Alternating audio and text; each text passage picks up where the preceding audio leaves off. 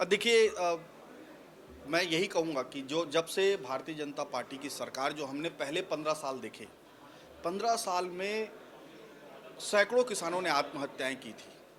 लेकिन कांग्रेस की जब सरकार बनी तो ये आत्महत्या कहीं न कहीं रुक गए थे। चाहे वो कर्ज माफ़ी का हो, चाहे धान खरीदी में कीमत देने की बात हो, जिस तरह से भी पिछले 5 साल में ये किसानों की आत्महत्या रुकी थी।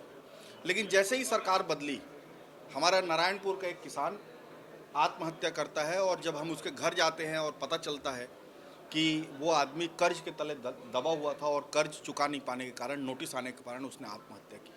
तो भारतीय जनता पार्टी किसानों के साथ ठगने का काम कर रही है, माताओं के साथ ठगने का काम कर रही है।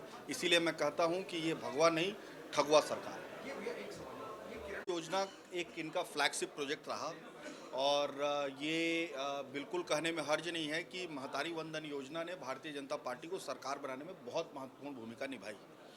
लेकिन सरकार बनते ही इन्होंने जो सभी विवाहित महिलाओं को देने का वादा किया था, वो आज अनुपूरक बजट में उनका धोखा सामने आ गया। अनुपूरक बजट में जो इन्होंने 1200 करोड़ का प्रावधान रखा है, अगर उसको आप 4 महीने में डिवाइड करेंगे, दिसंबर, जनवरी, फरवरी, मार्च, जहाँ तक का अनुपूरक बजट है, तो एक महीने में 300 करोड़ आ रहा है। और 1 करोड़ लगभग विवाहित महिलाएं छत्तीसगढ़ में हैं। तो अगर देखेंगे तो सिर्फ 30 लाख महिलाओं को ये लोग महतारी वंदन योजना का लाभ देने का काम करने जा रहे हैं। तो ये 70 लाख महिलाओं के साथ धोखा करने जा रहे हैं। इसी को मैंने आज अनुपूरक बजट के बीच में उठाया और इसीलिए मैंने कहा कि ये सरकार भगवा नहीं, ठगवा सरकार है और ठगवा सरकार अपना असली रंग दिखाना शुरू कर चुकी है।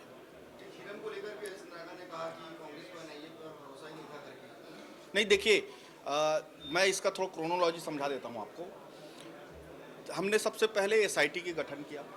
एसआईटी के गठन के बाद एनआईए ने इसको चैलेंज किया, हाई कोर्ट में गए।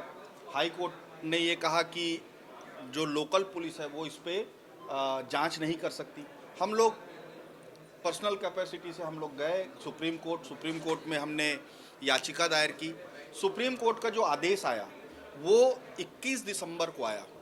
आदेश ये आया कि लोकल पुलिस, छत्तीसगढ़ की पुलिस इस मामले में जांच कर सकती है। लेकिन दुर्भाग्य ये रहा कि उस समय सरकार बदल गई।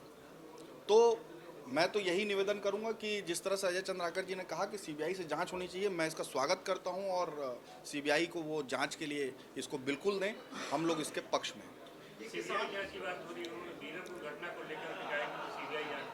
बिल्कुल कर सकते हैं, सरकार उनकी है, बिल्कुल उसको करें। अगर कहीं से उनको लग रहा है कि इस मामले में कहीं कोई बात है तो उसमें जांच कर सकते हैं। किसान आत्महत्या मामले में जो उनके पक्ष में फैसला आया और उन्होंने कहा कि उनका कार्यकाल रह सकता है, लेकिन बिना सूचना दी उनकी सुरक्षा हटा दी गई। क्या कहेंगे? देखिए, जब तक वो उस पद में है तो सुरक्षा तो उनको मिलनी चाहिए जो उनको क्राइटेरिया है। लेकिन अगर ये सरकार सुरक्षा तक देने को बाध्य नहीं है तो इनकी नीयत को आप समझ सकते हैं।